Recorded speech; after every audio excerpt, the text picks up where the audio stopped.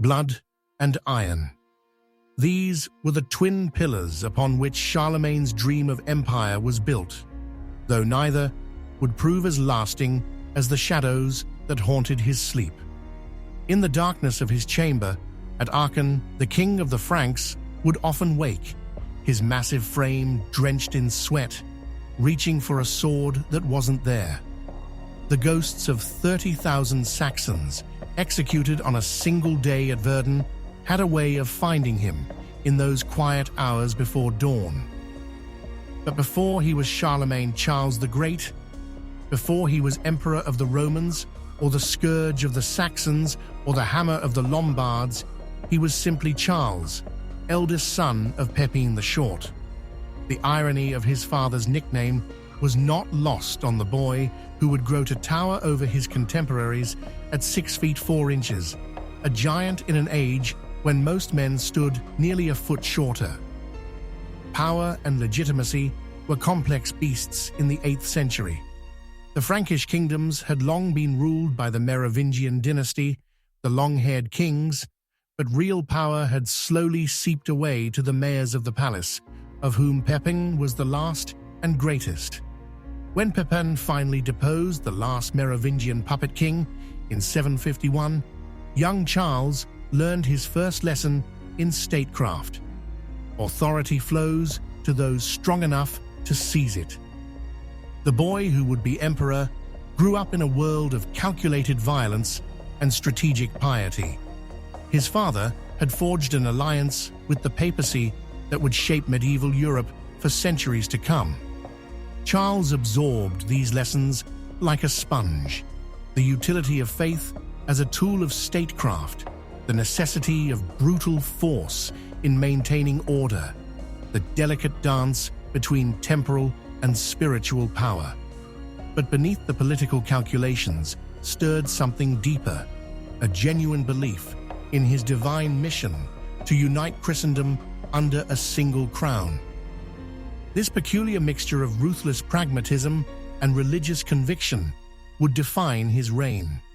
When his brother Carloman died in 771, leaving Charles sole ruler of the Frankish kingdoms, he moved swiftly to seize his brother's territories, forcing his widow and children to flee to the Lombard court.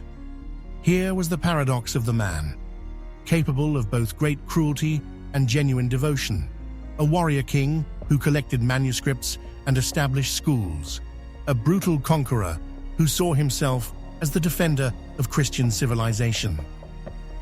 The conquest of the Lombard kingdom in 774 revealed both sides of his nature. When the Lombard king Desiderius refused to return papal territories, Charles descended into Italy like an alpine storm. The campaign was swift and merciless, ending with Desiderius imprisoned in a monastery, a fate that passed for mercy in those iron times. Yet in the aftermath, Charles showed himself a careful student of statecraft, assuming the Lombard crown while preserving local laws and customs. He understood that empires are maintained through accommodation as much as force. But it was the Saxon Wars that would reveal the darkest corners of his soul. For 30 years, Charles waged a campaign of conquest and forced conversion against the pagan Saxons. The violence was methodical, almost industrial in its scope. The Capitulatio de Partibus Saxoniae, issued in 785, made rejection of Christianity a capital offense. Those who ate meat during Lent, those who cremated their dead according to pagan custom, those who refused baptism, all were to be put to death. The massacre at Verdun in 782 stands as the bloodiest expression of this policy.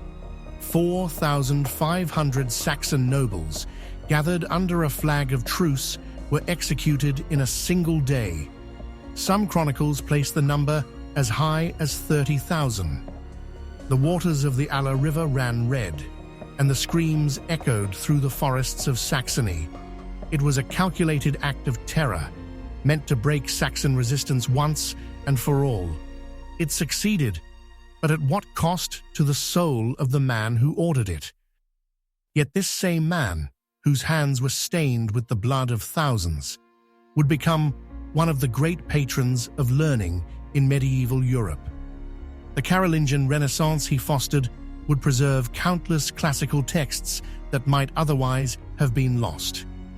He gathered scholars from across Europe to his court, established schools, and mandated literacy among his officials. Was this an attempt at redemption, or simply another facet of his imperial vision? In his personal life, Charles was a study in contradictions.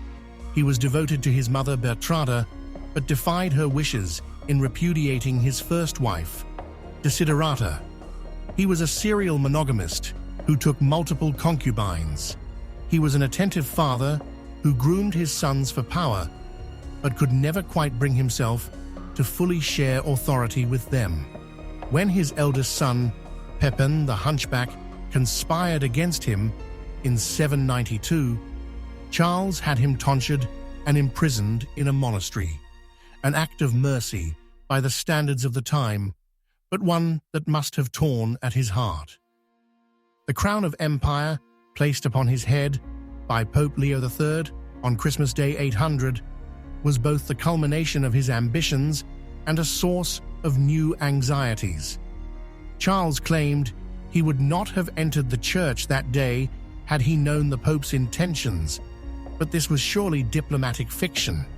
He had been negotiating for imperial recognition for years, yet the title brought with it new responsibilities and expectations.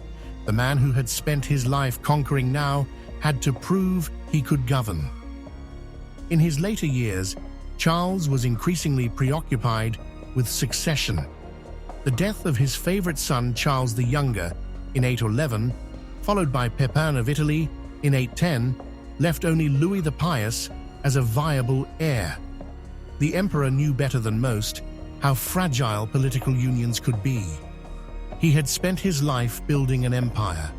Would his son be strong enough to hold it together? The giant frame that had dominated European politics for nearly half a century began to fail him. Fever and pleurisy took hold in January 814. As death approached, Charles faced it with the same mixture of pragmatism and piety that had characterized his life. He had already divided his treasures, leaving 2/3 to the church and 1/3 to his heirs. He had settled his succession, crowning Louis as co-emperor in 813. On January 28, 814, the man who had reshaped Europe breathed his last. They buried him beneath the dome of his palace chapel at Aachen, seated upright on a throne, dressed in imperial regalia, a copy of the Gospels on his lap. It was a fitting final image. The warrior king presented as a Christian monarch, the man of blood transformed into a pillar of the church. But perhaps the truest monument to Charlemagne lies not in the grand cathedral at Aachen, but in the whispered prayers of countless monks copying manuscripts in scriptoria across Europe, in the blended Latin and Germanic legal traditions that would shape medieval law, in the very idea of Europe as a unified Christian civilization. His empire would not outlive his grandchildren, but the dream of unity he represented would haunt European imagination for 1,000 years. In the end, Charlemagne was neither the saint his supporters claimed, nor the monster his enemies denounced.